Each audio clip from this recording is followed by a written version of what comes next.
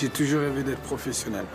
J'ai commencé tout simplement à rêver comme n'importe quel jeune et à m'entraîner tous les jours pour devenir footballeur, quoi.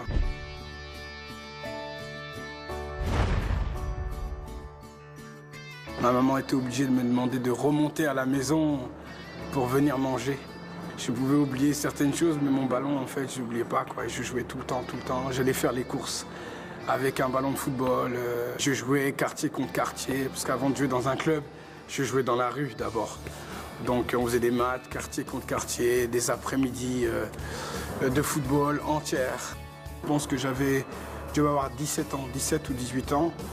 Et à partir de là, j'étais stagiaire pro et j'ai commencé à enchaîner vraiment les matchs et puis à signer professionnel. Finale de la Coupe de France. Ça reste l'un de mes meilleurs souvenirs aussi footballistiques que d'aller jouer au Stade de France contre Strasbourg. En tant qu'enfant, ma seule soif, c'était d'être footballeur. Je rêvais de faire la Coupe du Monde 98. Bon, je ne l'ai pas faite, mais je rêvais ça. Le football, c'est un sport, on va dire, populaire et accessible à tout le monde. C'est ce qui est merveilleux. Ah oui, bien sûr. Les gens nous aiment plus pour ce qu'on fait que pour ce qu'on est. Je pense que quel que soit le travail qu'on peut faire, qu'on soit cuisinier, qu'on soit... l'essentiel, c'est de révéler simplement ce qu'on est, quoi. Donc, c'est le plus important.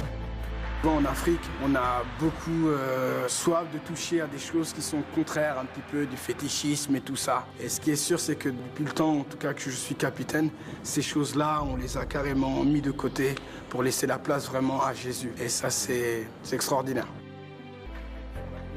J'ai perdu mon père très jeune, à l'âge de 14 ans. Et ça a complètement déstabilisé toute ma famille. Et un jour, en fait, quelqu'un est venu vers ma maman et lui a dit « Jésus-Christ peut faire quelque chose pour toi ». Ma mère a dit « Non, Jésus, déjà s'il existait, mon mari ne serait pas mort, en fait. Hein. » Et on lui a dit « Fais confiance quand même, essaye d'ouvrir ton cœur ». Et là, on voit que ma maman a ouvert son cœur. L'amour est venu dans son cœur et ça l'a totalement transformé.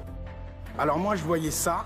J'étais vraiment étonné. Je vivais ma vie comme les jeunes du monde. Enfin, j'étais là, mes copines, pleinement mon football. Mais ces choses-là, ça ne m'intéressait pas trop. Un jour, on m'a donné une Bible. Et on m'a dit, écoute, commence à lire cette Bible-là. Je sais une chose, qu'on peut être footballeur et être triste. On peut avoir beaucoup d'argent, avoir des difficultés dans notre famille. J'ai dit, oui Seigneur, je veux te suivre.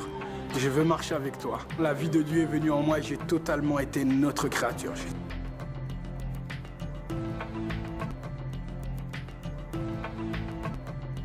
Le seul souvenir que je voudrais, c'est tout simplement que les gens sachent que j'ai aimé Jésus. Voilà, c'est juste ça. Alors en fin de compte, match ou pas, ballon ou pas, il me suffit. C'est lui le prix. Je le choisis.